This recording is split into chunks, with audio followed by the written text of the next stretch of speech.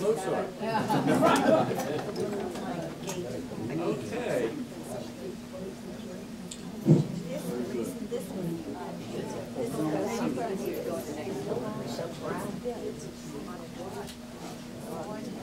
This first Bolger that we're going to open up our little show tonight was made famous back in, it's an old tune probably from New York, but it was actually made famous by the Epstein Band in New York City, and it became a stalwart, a staunch part of any Jewish wedding in New York. And they recorded this traditional wedding dance in the 1950s, so just known by the name of Bolger number 2.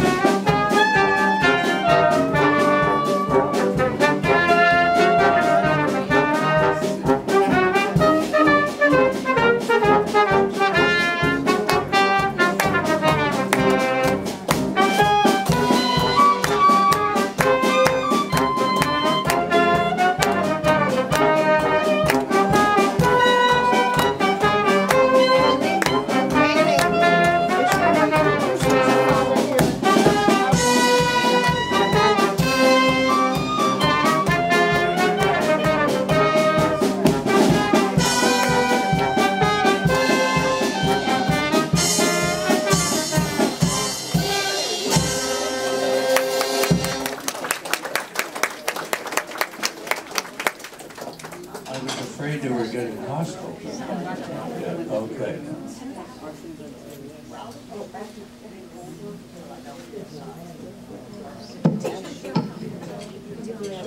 I think before we go any further, I'd like to introduce you. You know my name, I'm Merv Richards, but I'd like to introduce the members of the band who are really the musicians here. We have on piano, we have Helen Pierce. Helen, you're looking at us, she's the one behind the black box there. And on trumpet, our first trumpet, Doug Wilford. He's the handsome one. And Chip's the one, well, he's got a little more hair than I do. Our percussion is Paul Sharon over there in the corner. Ron Romoff is our bass clarinet and second clarinet player.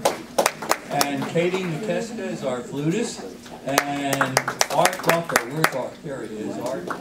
What is that? Oh, that's the trombone, okay. And I think a lot of you probably know Andy Rosenthal.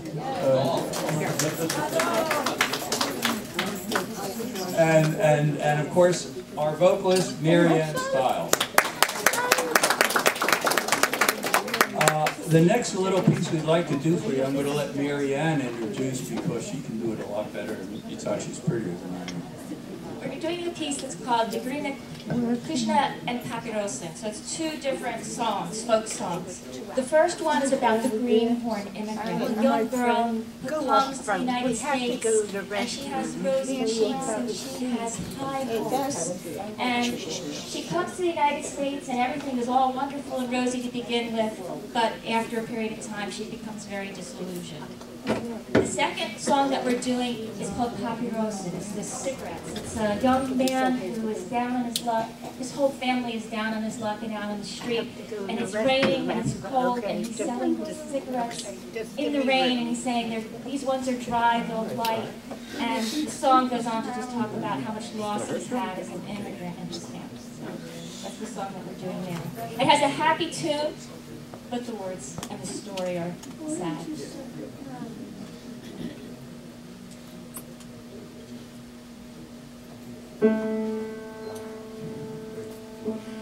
Resistede no kusina, shadli kudisi de genikrina, vehane feroite pomeransen, vis os etseti tutansen, vehane feroite pomeransen.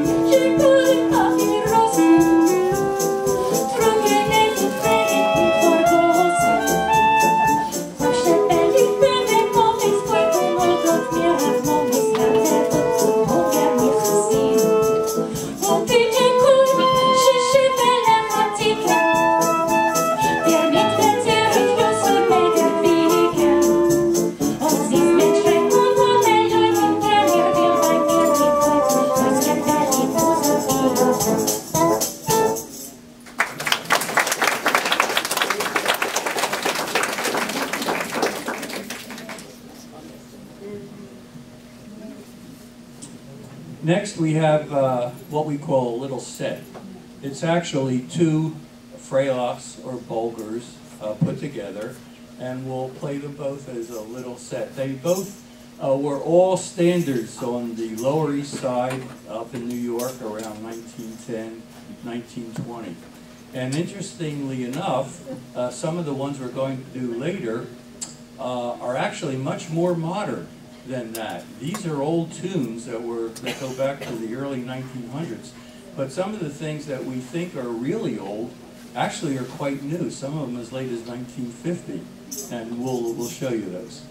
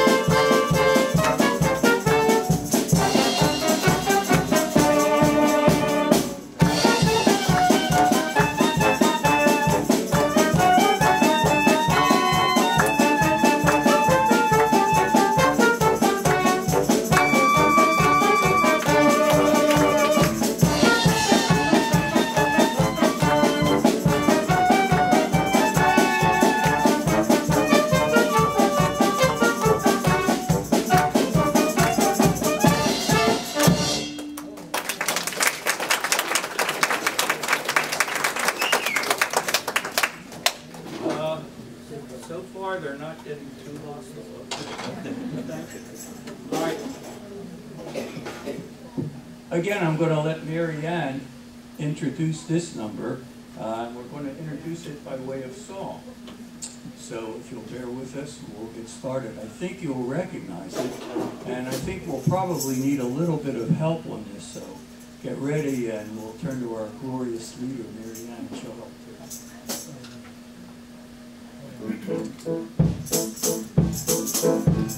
Next, we have a Russian Yiddish folk song. Very popular, very well known. Tumbalalaika is the name of this tune. How many people here know Tumbalalaika? Okay, that's almost all of you. I'm pretty impressed. So, for those of you who know it, let's teach it to those who don't.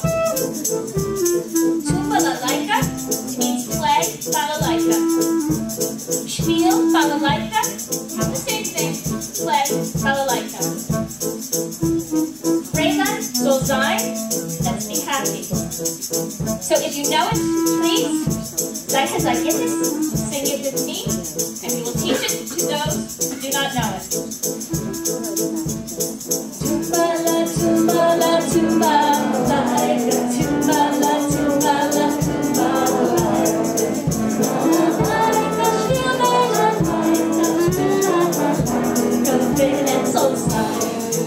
Hosea Shane. Very good. Now, in the first verse, we find a loafer, a boy. And he's standing on the street, and he's watching all the girls go by. And he's trying to decide which of his beautiful girls will be his own true love. Steht auf Pola, steht und trat, a ganze Nacht. Sie können die Flasche nehmen, wenn zu nehmen, die Kopfsche. Tumbala, tumbala, tumbalaika, tumbala, tumbala, tumbalaika, tumbalaika, tumbalaika, tumbalaika, wenn so sein.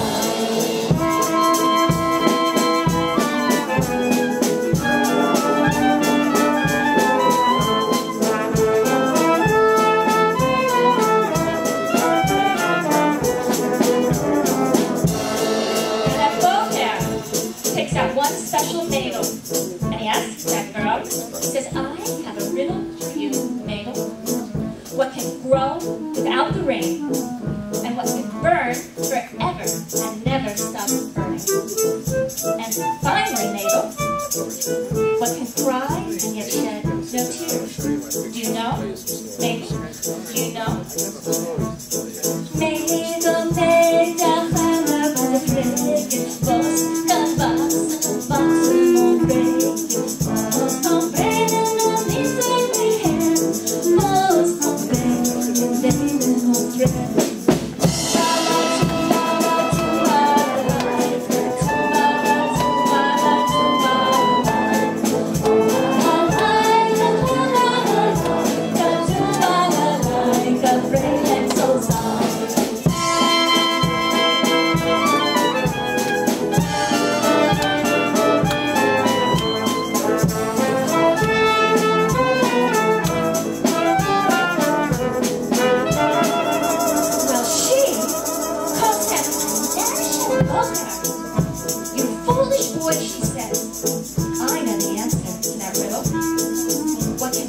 Without the rain, she tells him, a shame, it's a stone.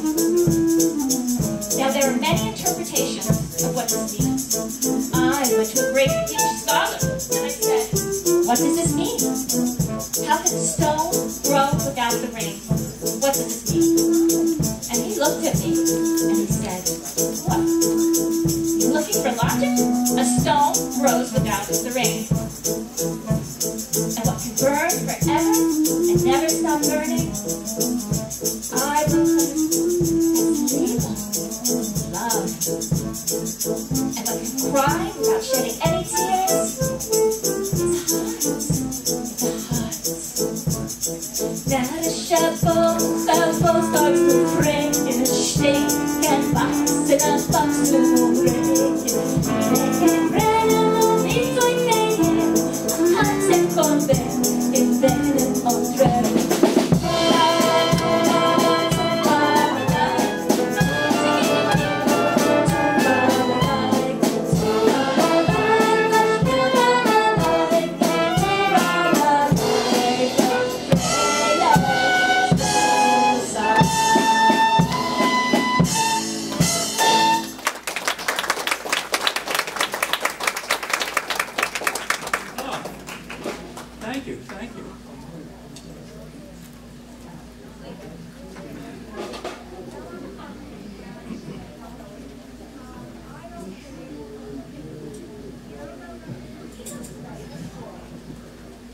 Down in Buenos Aires, Argentina, in 1932, there was a little boy born by the name of Roberto Pansera.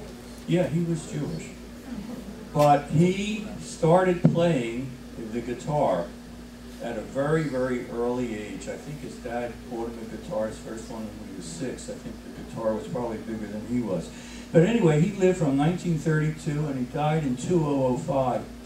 But this is what I was referring to a little earlier when I said this is a newer version. This was written in about 1960. And because he was from Buenos Aires, it's got a little bit of a South American or a little bit of a Latin flair to it. So I think you'll hear that, and it's a rather nice tune. Played on the clarinet, I hope.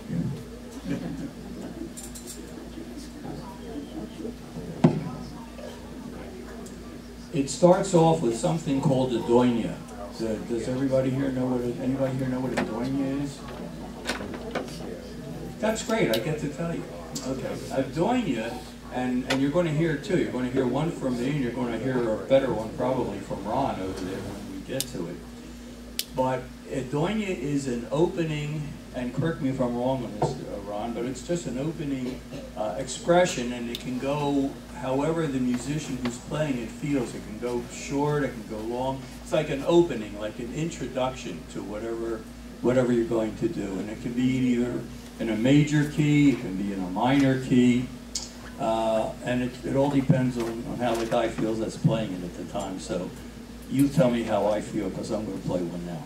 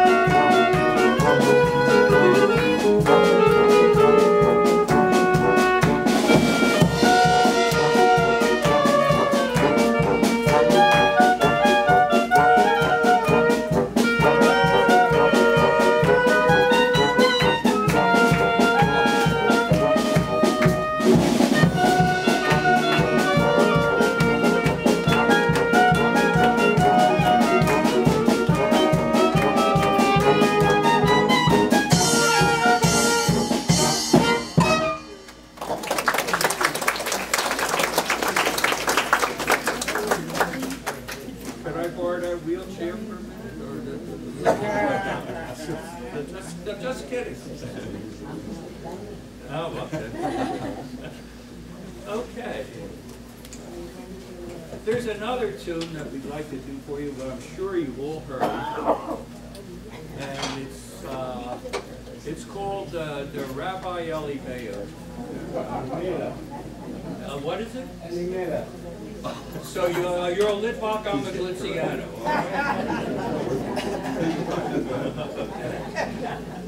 Listen, don't make fun of Al talk, because I'm going to play by the music. Okay. So, this is about a rabbi who's a very pious man, but sometimes he's under the affluence of alcohol. And so what happens when he becomes under the affluence of alcohol? First he takes off his tefillin, then he takes off his coat, and he calls for the fiddlers, and then after the fiddlers he calls for the drummers, and then he takes off his coat, and he really has a good time. So we're going to give a little rendition, and I think you're going to enjoy the part where our bass clarinet has a little bit, and you're going to really like it, and it's going to come out, and hope you enjoy what we're doing. Also, Helen thinks she used to work in a house of ill repute because she does a little bit of dingling with the piano, but I think you'll like that too.